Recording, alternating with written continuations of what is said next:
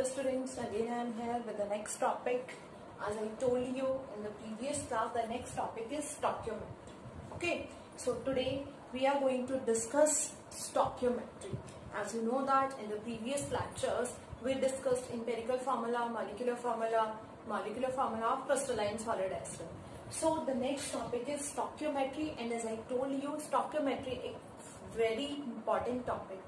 Not only for class 11, also for your competitive exams. Okay, competitive exams में इससे आपको 2-3 questions बहुत आराम से मिल जाएंगे. ठीक है, तो उसको बहुत ध्यान से पढ़िएगा बिकॉज ये आगे आने वाले चैप्टर्स में भी इंटरकनेक्टेड है. सो स्टोइकियोमेट्री बेसिकली होता क्या है? Stoichiometry means measurements of elements और कंपाउंड. मीन्स स्टोइकियोमेट्री को अगर हम डिवाइड करें तो ग्रीक में इसका मीनिंग बताया है. इन ग्रीक स्टोकियन मीन्स इसको 2 पार्ट्स में डिवाइड करें, stoicheion and metron. So stoicheion means elements and metron means measurements, as you can see here. So what is the stoichiometry? Stoichiometry is the branch of chemistry in which we deals with the measurements of elements or measurements of compound. Means stoichiometry relates the quantitative analysis of the compound. We have 2 types of analysis. First is qualitative analysis and second is quantitative analysis. Qualitative analysis is the analysis in which we studied about the chemical reactions, quality of the compounds, physical properties, chemical properties, melting point, boiling point, color, state, chemical reaction, reactivity also. And the quantitative relationship or quantitative analysis include the measurements of elements or compounds, or you can say atoms also. Okay, so quantitative में हम practically जो हम precision और accuracy पढ़ रहे थे, तो quantitative में measurements को study करते हैं, एंड क्वालिटेटिव में हम क्वालिटी को स्टडी करते हैं. क्वालिटी मीन्स प्रॉपर्टीज को स्टडी करते हैं. ओवरऑल प्रॉपर्टीज क्या है, किसी कंपाउंड की बात करें तो उसकी फिजिकल स्टेट क्या है, कलर क्या है, और boiling point, melting point, density, whatever, and also the chemical reactions and uses also. Okay, so here you can C stoichiometry equations और stoichiometry reactions include 3 types of relationship. Means the reactions or the equations in which we calculating or we can see the mass relationship. First one is, and second one is the mass volume relationship, and third one is the volume relationship. Okay, so stoichiometry is totally based on the chemical equations. Means when we are going to check the measurements of compounds, measurements of elements in a particular chemical equation, particular chemical reaction. So it involves 3 types of relationship. If I write a reaction H2 plus Cl2 gives HCl, है ना, एक reaction मैंने लिखा और मैंने आपसे बोला कि 1 ग्राम हमारे पास H2 है, 2 ग्राम हमारे पास क्लोरीन है, तो हमारी 4 ग्राम HCl फॉर्म होती है, और यू कैन से 3 ग्राम. हम law of conservation of mass के अकॉर्डिंग चले, 3 ग्राम रिपेयर्ड होती है. तो अगर मैंने इसको 4 ग्राम कर दिया तो 4 ग्राम करने से आपकी how much HCl is formed in the reaction. So this involves the mass relationship. ये मास रिलेशनशिप है कि आपको एक पर्टिकुलर अमाउंट दे दी कि इतनी अमाउंट से इतना प्रोड्यूस हो रहा है, तो इतनी अमाउंट से कितना प्रोड्यूस होगा. मीन्स जिसमें हम रिएक्टेंट्स और प्रोडक्ट की किसके बारे में बात करते हैं? सिर्फ if we are talking about only the mass involved in the reaction of reactant as well as product, जिसमें हमें रिएक्टेंट का मास गिवन हो और प्रोडक्ट का फाइंड आउट करना है, या एक पर्टिकुलर कंडीशन दे दी कि जब हम 4 ग्राम हाइड्रोजन ले रहे हैं तो 8 ग्राम हाइड्रोजन क्लोराइड बन रहा है, और अगर हम 2 ग्राम लेंगे तो कितना फॉर्म होगा. Okay, so you can say stoichiometry is totally based on the unitary method. Unitary method से ही हम इसको फाइंड आउट कर सकते हैं, है ना. मास वॉल्यूम रिलेशनशिप क्या है? मास वॉल्यूम रिलेशनशिप है कि हमने रिएक्टेंट का मास गिवन है क्वेश्चन में एंड प्रोडक्ट का वॉल्यूम हमसे पूछ लिया. ठीक है, या एक रिएक्टेंट का मास गिवन है और एक रिएक्टेंट का वॉल्यूम गिवन है, तो हमें क्या करना है? बैलेंस करके चलना है. बैलेंस करके चलना है मीन्स इन रिएक्शंस में हमें क्या करना होगा? वॉल्यूम को मास के इक्वल करना होगा या मास को वॉल्यूम के इक्वल करना होगा. Means if mass is given in the question and he is asking for volume, volume के लिए पूछ रहा है, तो हम क्या करेंगे, मास को भी पहले वॉल्यूम के टर्म्स में कन्वर्ट करेंगे, because as you know that the units of measurements must be same, measurement की यूनिट्स सिमिलर होनी चाहिए, तभी हम कर सकते हैं। और अगर आपको वॉल्यूम गिवन है और आपसे मास पूछना है, तो आप क्या करेंगे, वॉल्यूम को सबसे पहले मास के टर्म्स में कन्वर्ट करेंगे, है ना। सो ये वाली जो है हमारी, ये थोड़ी सी टिपिकल हो जाती है। यहाँ पे मास में कोई प्रॉब्लम नहीं है, मास गिवन है, मास ही हमसे पूछा है। वॉल्यूम में भी कोई प्रॉब्लम नहीं है, वॉल्यूम गिवन है, वॉल्यूम ही हमसे पूछा है। यहाँ पे हमें चेंज करना पड़ता है, यूनिट चेंज करनी पड़ती है। यूनिट चेंज करनी पड़ती है मीन्स मास गिवन है और we need to find out the volume, तो first of all we need to change the given mass into the volume. जो मास गिवन है उसको वॉल्यूम में कन्वर्ट करना होगा। If he is asking for volume, he is asking for mass and volume is given, so first of all we need to convert the volume into the mass। हमें उस volume को मास में convert करना होगा। और ये जो कन्वर्जन है ये अकॉर्डिंग टू द क्वेश्चंस होता है। जब हम इसके न्यूमेरिकल्स लेंगे तो हम according to the questions discuss करेंगे कि किस तरह से हमें कन्वर्ट करना है, but it totally depend on the unitary method. आपको यूनिटरी मैथड ही अप्लाई करना है और यूनिटरी मैथड की हेल्प से ही आप इसको फाइंड आउट कर सकते हैं। ओके, सो याद रखिए स्टोइकियोमेट्री क्या है। Stoichiometry always shows the quantitative relationship of chemical equations. Chemical equations की quantitative relationship, quantitative analysis means measurements को शो करता है। ठीक है, तो स्टोइकियोमेट्री में हम 3 टाइप्स की रिलेशनशिप पढ़ते हैं, रिएक्टेंट्स एंड प्रोडक्ट के रिस्पेक्ट में। रिएक्टेंट एंड प्रोडक्ट के रिस्पेक्ट में पढ़ते हैं 3 टाइप्स के relationship, mass relationship of reactant and product, mass volume relationship of reactant and product, and also volume relationship of reactants and product also। okay, so let us start with the mass relationship। मैं mass relationship के कुछ एक दो questions आपको बताती हूँ जिससे आपको समझ में भी आ जाएगा इजीली, और आप ट्राई करेंगे तो बहुत इजी कॉन्सेप्ट है, सिर्फ थोड़ा सा समझने की बात है इसमें। तो हम first of all mass relationship ले लेते हैं। मैं इसको रन कर देती हूँ। आई होप ये भी आपको समझ में आ गया होगा। एलिमेंट, मेजरमेंट्स ऑफ एलिमेंट्स और measurements of compounds. Okay, so यहाँ पे हम क्वेश्चन लिख रहे हैं। फर्स्ट ऑफ ऑल मैं बुक से क्वेश्चन ले रही हूँ। क्वेश्चन है what mass of copper oxide, what mass of copper oxide. Okay, what mass of copper oxide will be obtained, what mass of copper oxide will be obtained by heating, what mass of copper oxide will be obtained by heating 12.35 gram of copper carbonate, 12.3 gram of copper carbonate। okay, so what is the question? Question ये है what mass of copper oxide will be obtained by heating 12.35 gram of copper carbonate। okay, तो देखिए mass relationship है, कैसे पता चला? Because mass given है और मास ही हमसे पूछा है। What mass of copper oxide means mass find out करना है, ग्राम में गिवन है, मास गिवन है। सो इस तरह के क्वेश्चंस में बेसिकली हमें करना क्या है, first of all we need to make proper equation. Proper equation हमें बनानी है।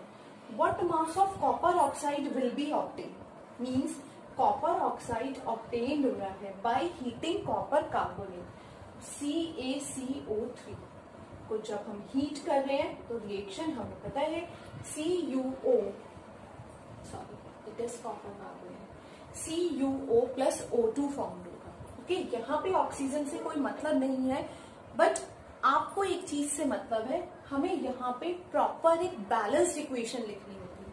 अगर हम प्रॉपर बैलेंस्ड इक्वेशन नहीं लिखेंगे तो law of conservation of mass follow नहीं होगा और मास जो हम फाइंड आउट कर रहे हैं वो गलत हो जाएगा। ठीक है, तो हमें सबसे पहला काम जो है, सबसे means our first work is to write a proper exact equation for the question. Question के लिए इक्वेशन लिखना है, इक्वेशन करेक्ट होनी चाहिए, बैलेंस्ड होनी चाहिए, उसके बाद ही हम आगे का प्रोसेस करेंगे। तो आपने कोई भी रिलेशनशिप पढ़ रहे हैं, mass mass, mass volume and volume volume, सब करना क्या है हमें, फर्स्ट ऑफ ऑल इक्वेशंस को बैलेंस करके लिख लिया था, है ना। इक्वेशन को बैलेंस करने के बाद सेकेंड स्टेप में हमें क्या करना है, हमें इन तीनों के मास फाइंड आउट करने हैं bye their atomic masses, bye there molecular masses. Atomic mass से, मॉलिक्यूलर मास से आपको इन तीनों के एटॉमिक मासेस और मॉलिक्यूलर मास मीन्स पर्टिकुलर मास फाइंड आउट करना है। सो कॉपर का मास होता है 63.5, okay. Carbon is 12 plus oxygen is 3 into 60। यहाँ पे भी कॉपर ऑक्साइड है 63.5 प्लस 16 एंड ऑक्सीजन है 16 into 2, ओके। सो जब आप इसको वैल्यू फाइंड आउट करोगे तो यहाँ पे क्या वैल्यू आएगी, 63.5 प्लस 12 प्लस 48, है ना। तो 10 और 5 15,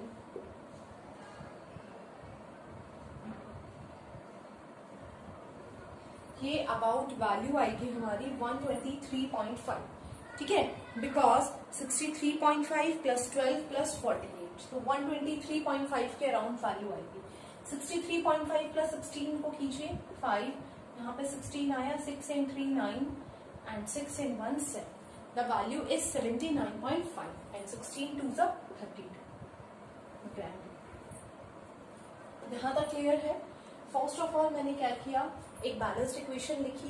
बैलेंस्ड इक्वेशन लिखने के बाद, क्योंकि मास मास रिलेशनशिप है, मास मास हो, मास वॉल्यूम हो, जिस रिलेशन में, जिस रेशो में क्वेश्चन पूछा है उसी रेशो में आंसर देंगे। इफ यहाँ पे अगर मास की जगह मोल में होता कि 2 mole of this when react with 5 mole of this, then how much number of moles, तो हम मोल की फॉर्म में लेते हैं, ठीक है।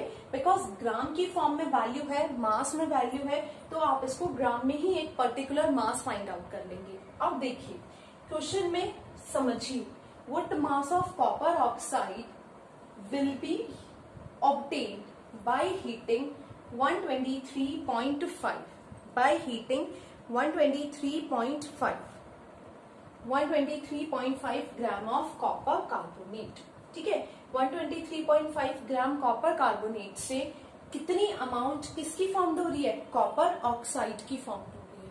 तो कीजिए कैसे करेंगे। यहाँ पे एक कंडीशन है, जो गिवन मास है वो इस मास के सिमिलर आ रहा है, हर क्वेश्चन में ऐसा नहीं होगा, ठीक है। तो सबसे पहले हमें क्या करना है, ये तो गिवन मास के लिए हुआ, मैं इसको लिख देती हूँ 12.35 ग्राम। ये वो वैल्यू है जो फाइंड आउट हमने की है, ये गिवन वैल्यू है, ठीक है, जिसके लिए हमें बताना है कितना फाउंड होगा। तो यूनिटरी मेथड है, अप्लाई कीजिए, बहुत इजी यूनिटरी मेथड है।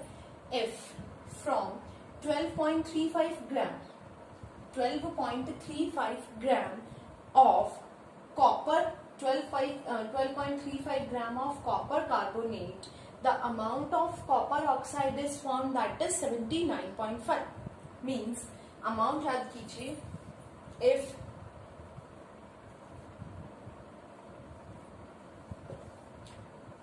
फॉर्म लिखते हैं, from 12.35 gram of copper carbonate, the amount of copper oxide which is formed, तो 12.35 ग्राम से कितना कॉपर कार्बोनेट फॉर्म्ड हो रहा है, 79.5 ग्राम, ठीक है। तो 1 ग्राम से कितना फॉर्म्ड हो जाएगा, 79.5 डिवाइडेड बाय 12.35, ठीक है। और गिवन अमाउंट कितना है, 12.35। यहाँ पर गिवन अमाउंट सिमिलर था, तो इसीलिए आपका आंसर 79.5 ही आ जाएगा।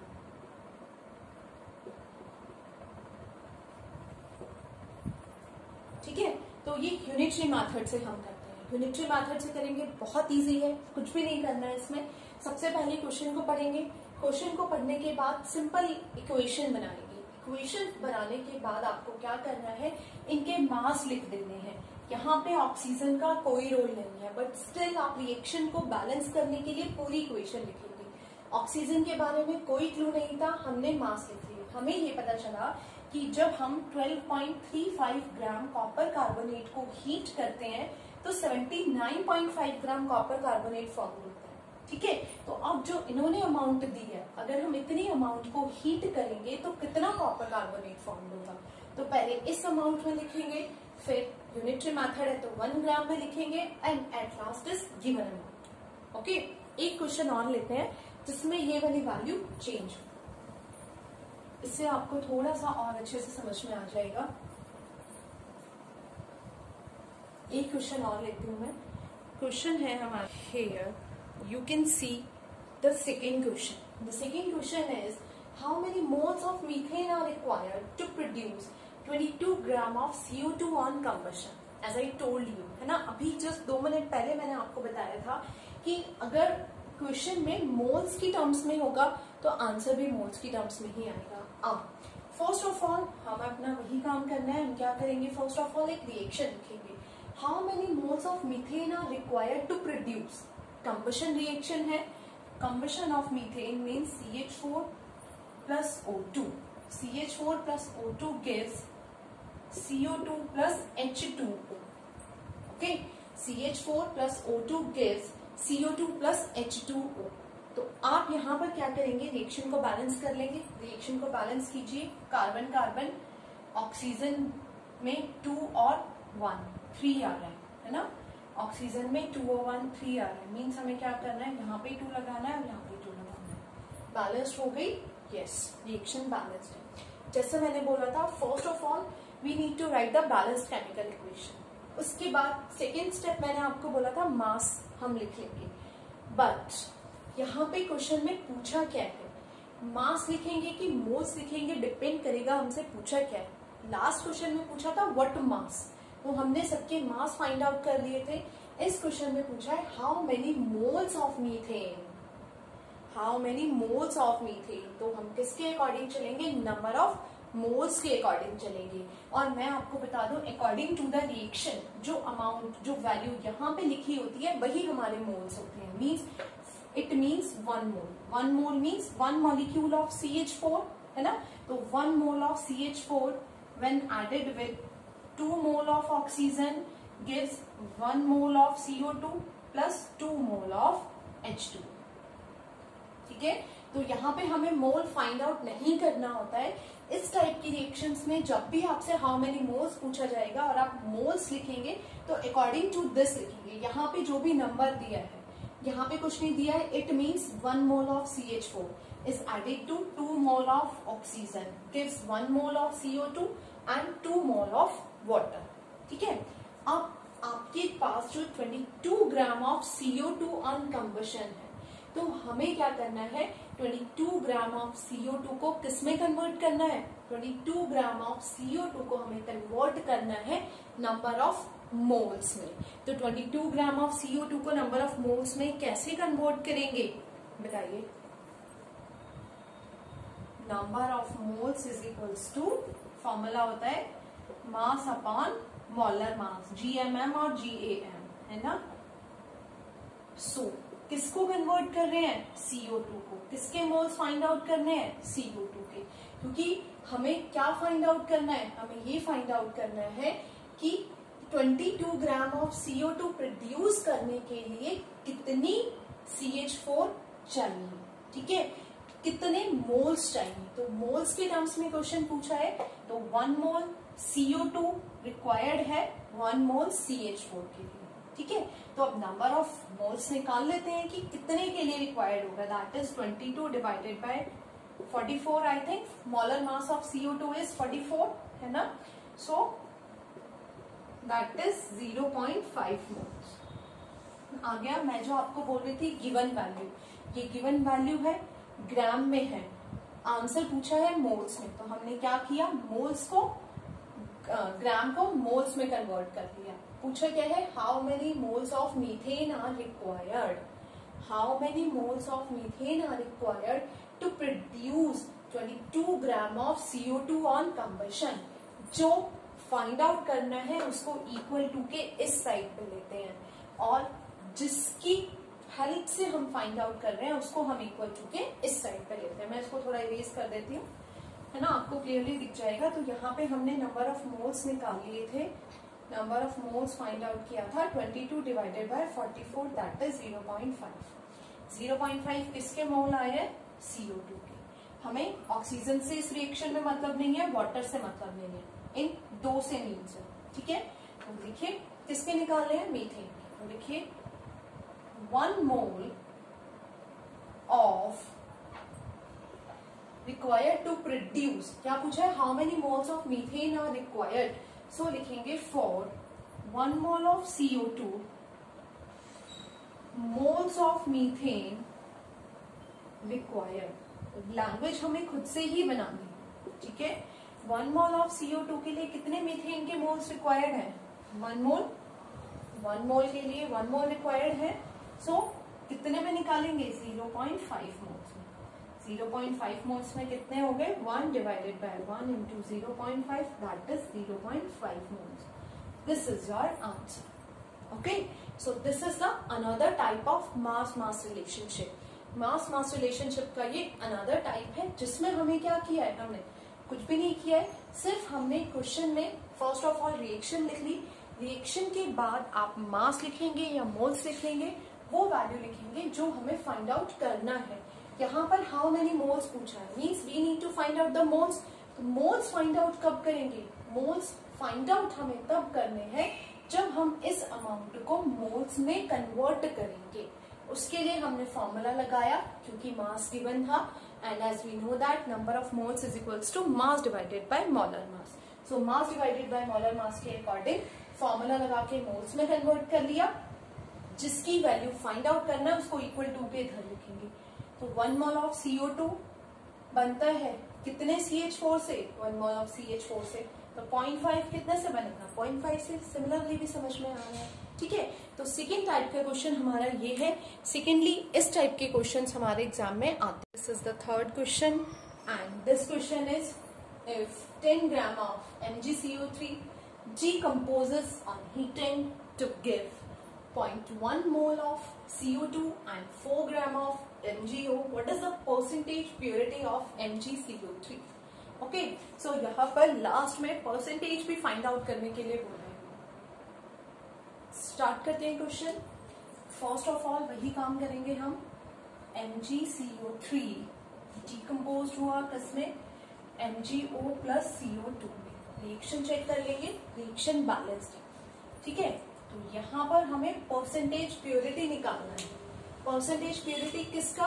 MgCO3 का। ग्राम में वैल्यू भी गिवन है और 0.1 मोल भी गिवन है, बट 1 मोल किसके हैं? CO2 के हैं। लेकिन क्वेश्चन में थोड़ा सा ध्यान देंगे, यहाँ पर हमें 0.1 मोल का कोई रोल नहीं है। ये सिर्फ कॉम्प्लिकेशंस के लिए दिया हुआ है, कॉम्प्लिकेशन बढ़ाने के लिए ये वैल्यू गिवन है, इसका कोई रोल नहीं है हमारे क्वेश्चन में, ठीक है। तो हमें ये बात बहुत इंपॉर्टेंटली याद रखना है कि क्वेश्चन में किस चीज के बारे में है। Percentage purity of MgCO3 means हमें जो फाइंड आउट करना है वो MgCO3 फाइंड आउट करना है, ठीक है। और ग्राम में वैल्यू किसकी दी है? 10 gram of MgCO3 decomposes on heating to give 0.1 mole of CO2 and 4 gram of MgO। एक ग्राम में दिया है, एक मोल में दिया है, तो आप कोई भी एक वैल्यू से दूसरी वैल्यू फाइंड आउट कर सकते हैं, ठीक है ना। हम MgO से भी इसकी प्योरिटी निकाल सकते हैं, इसकी वैल्यू फाइंड आउट कर सकते हैं, और CO2 से भी कर सकते हैं। बट अगर हम CO2 से यूज करेंगे तो यहाँ पर मोल है और ग्राम है, फिर वही रिलेशन होगा, मोल को हमें ग्राम में चेंज करना होगा। बहुत ध्यान से ये क्वेश्चंस पढ़ने हैं, बहुत ध्यान से समझ के करना है।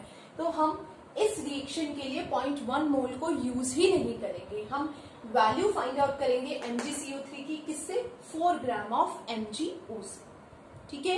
तो मास गिवन है और परसेंटेज फाइंड आउट करना है। परसेंटेज के लिए पहले मास ही फाइंड आउट करेंगे। तो फर्स्ट ऑफ ऑल मास लिखिए, समझ में आ गया। 0.1 mole of CO2 and 4 gram of MgO दिया है। तो अगर आप चाहें तो इस मोल को किस में कन्वर्ट कर सकते हैं? मास में कन्वर्ट कर सकते हैं। कैसे कन्वर्ट करेंगे मोल को मास में? 0.1 मोल ऑफ CO2, तो number of moles is equals to होता है mass divided by molar mass, ठीक है। मास फाइंड आउट करना है, मोल 0.1 है, तो मोलर मास CO2 का क्या होता है 44। तो जब आप इसको इंटू करेंगे इट इज अबाउट 4.4। तो मास ऑफ CO2 कितना आ गया, अबाउट 4.4। ठीक है, तो सिमिलर है, हम 4.4 से लेकर निकाल सकते हैं। ये मैंने आपको इसलिए बताया कि आपके माइंड में कोई क्वेरी ना रहे कि हमने इसको क्यों छोड़ा। इसको हम ग्राम में कन्वर्ट करके इससे भी फाइंड आउट कर सकते हैं, बट ऑलवेज रिमेंबर दोनों में से आप यूनिटरी मेथड के लिए एक ही वैल्यू को यूज कर सकते हैं, क्योंकि यूनिटरी मेथड क्या होता है, दो चीजों को रिलेट करता है ना। दोनों ही प्रोडक्ट साइड में है, तो हम MgO से लेके चलेंगे। आप चाहे तो CO2 को भी यूज करके फाइंड आउट कर सकते हैं। तो फर्स्ट ऑफ ऑल हमने क्या किया, इसका मास फाइंड आउट कर लिया। 24 प्लस 12 प्लस 16 3 48, कितना आया 802 10 और 4 14 4 5 6 7 8 84 ग्राम। यहाँ पर 24 प्लस 16, 24 प्लस 16 6 और 4 10 2 3 एंड 4 40 ग्राम। CO2 का हमें पता है 44 ग्राम, बट स्टिल इस वैल्यू को हम यूज नहीं कर रहे हैं। ठीक है, यहाँ तक क्लियर है, कुछ नहीं किया है, रिएक्शन लिखा, मास फाइंड आउट किया। मास फाइंड आउट क्यों किया, दो वैल्यू मास में है और एक वैल्यू मोल में है। तो मीन्स अगर हम CO2 को यूज करते हैं तो भी हमें मोल को किस में कन्वर्ट करना होगा, ग्राम में कन्वर्ट करना होगा। And yes, we can easily convert because number of moles is equals to mass divided by molar mass. Mass find out करना है तो मोल्स को मोलर मास से इंटू कर देंगे। Molar mass of CO2 is 44 ग्राम, तो 44 को 0.1 से इंटू करेंगे, दैट इज 4.4 ग्राम। ठीक है, प्योरिटी किसका पूछा है, MgCO3। मीन्स किसकी वैल्यू फाइंड आउट करेंगे, मैग्नीशियम कार्बोनेट की, और गिवन MgO है। ठीक है, तो लिखिए 40 ग्राम of MgO is formed by magnesium carbonate. 40 gram MgO किससे फॉर्म्ड हो रहा है, 84 ग्राम ऑफ MgCO3 से। ठीक है, 40 ग्राम मैग्नीशियम ऑक्साइड किससे फॉर्म्ड हो रहा है, 84 ग्राम ऑफ MgCO3 से। तो 1 ग्राम किससे फॉर्म्ड होगा, 84 डिवाइडेड बाय 40। ठीक है, और कितने ग्राम गिवन है, MgO 4 ग्राम। सो 4 ग्राम कितने से गिवन होगा, 4 ग्राम होगा 84 divided by 40 and into 4। Okay, so ये वैल्यू क्लियर है आपको। मैं इसको थोड़ा सा ऊपर करके लिख देती हूँ जिससे आपको क्लियरली दिखा दे। ये समझ में आया, हमने 84 ग्राम फाइंड आउट कर लिया, ये 40 ग्राम फाइंड आउट कर लिया। सो 40 ग्राम ऑफ MgO फॉर्म्ड हो रहा है कितने से, इज फॉर्म्ड फ्रॉम MgCO3। कितना MgCO3, 84 ग्राम ऑफ MgCO3। ठीक है, 1 ग्राम लेंगे, बीच में आप 1 ग्राम ले सकते हैं, यूनिटरी मेथड अप्लाई कर रहे हैं, और आप डायरेक्टली भी 4 ग्राम ले सकते हैं। तो 4 ग्राम से कितना फॉर्म्ड होगा, 84 डिवाइडेड बाय 40 इंटू 4। तो 4 10s of 40, दैट इज 8.4 ग्राम। 8.4 ग्राम आ गया।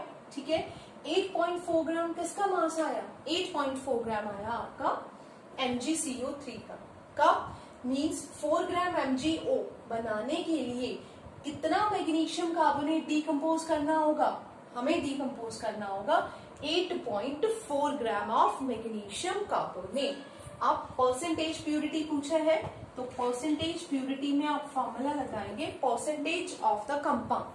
परसेंटेज इज इक्वल्स टू, क्या फॉर्मूला होता है, percentage is equals to mass of solute divided by mass of compound और mass of solution into 100। Okay, so कितना find out, किसकी purity निकाल रहे हैं, MgCO3 की। तो MgCO3 का जो मास आया that is mass of solute, कौन सा सॉल्यूट, जिसकी प्योरिटी फाइंड कर रहे हैं, और यहाँ पे दिया है 10 gram of MgCO3, means mass of solution given है इनटू 100।